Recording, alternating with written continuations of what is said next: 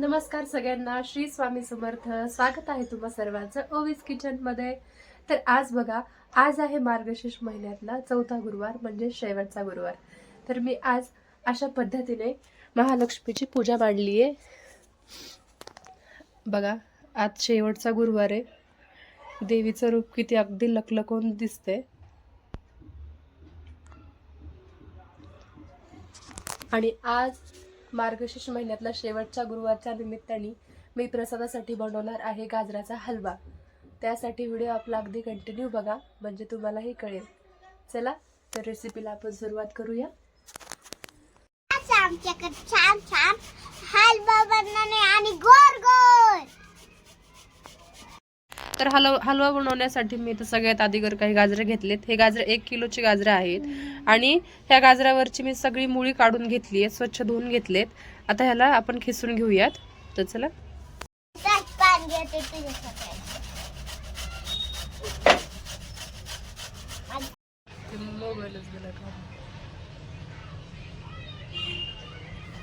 सगळ्यात अगोदर तूप घालून घ्यायचं. 1 किलोला मी कमीत कमी अर्धी वाटीलाही कमी असं तूप घेतलंय, कारण तूप आपल्याला ह्याच्यात जास्तच लागतं, कारण ते पूर्ण आपल्याला फ्राय करून घ्यायचं आहे. तूप चांगलं आपल्याला तापू द्यायचं. तापलंय माझं तूप. आता त्यात लगेच खिसलेला हा आपण गाजर घालून घेऊया. चला,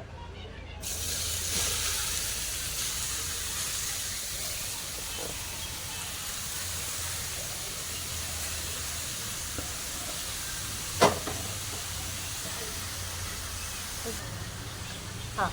आणि ह्याला खाली वरून छान असं करून घ्यायचं, हलवून घ्यायचं.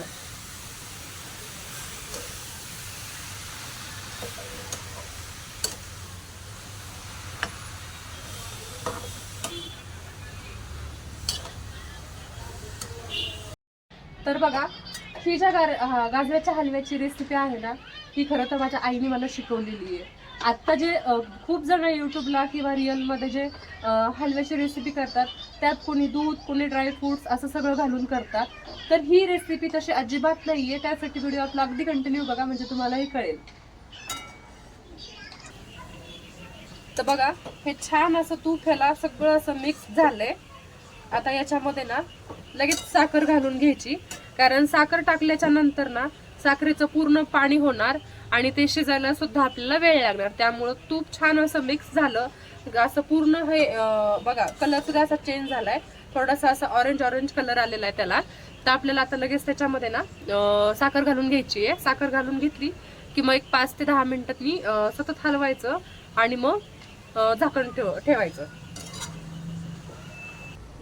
तर बघा, मी 1 किलो गाजराच्या हलव्यासाठी ही एक मोठा बाउल साखर घेतली आणि थोडीशी वरतीही घालणार आहे. तर तुम्ही तुमच्या आवडीनुसार हे गोड वापरू शकता. आमच्याकडे गोड सगळ्यांना आवडतं, त्यामुळे मी माझ्या पद्धतीने साखर घालतीये. तुम्ही तुमच्या पद्धतीने घाला. मी याच्या 1 वाटी घेऊन याच्या पेक्षा थोडी अधिक घेणार आहे. तर चला या, चिन घ्या ना. तर मी साखर घालून घेतली. आता ह्याला छान असं सगळं एकजीव करायचा याचा. आता ह्या साखरेचं पूर्ण पाणी होणार. याच्यामध्ये दूध घालायची अजिबात गरज नाहीये, पण तुम्ही जर तसं तुम्हाला आवडत असेल तर तुम्ही तसं करा. पण ही रेसिपी तुम्ही जर ट्राय केलात तर तुम्ही म्हणतात, अरे वा, प्रॉपर हलवा आहे.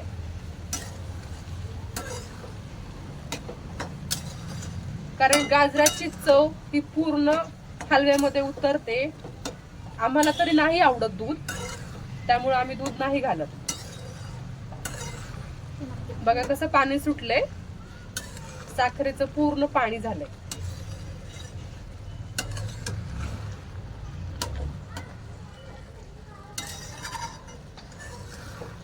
साखर विरघळूस त्याला सतत हलवायचं, कारण साखर एका ठिकाणीच राहणार नाही, पूर्ण हलव्यामध्ये मिक्स होणार. त्यामुळे ह्याला सतत हलवायचं.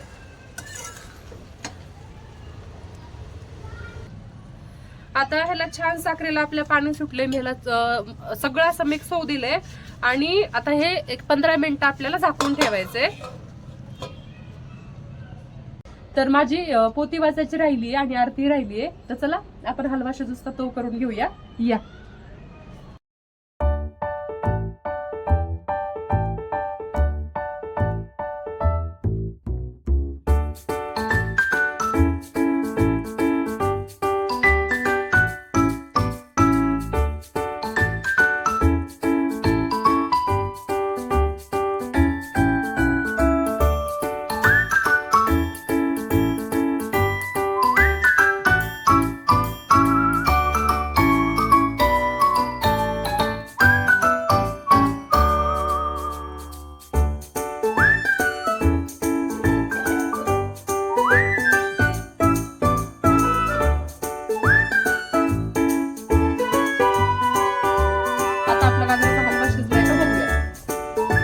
स्टॉप कर.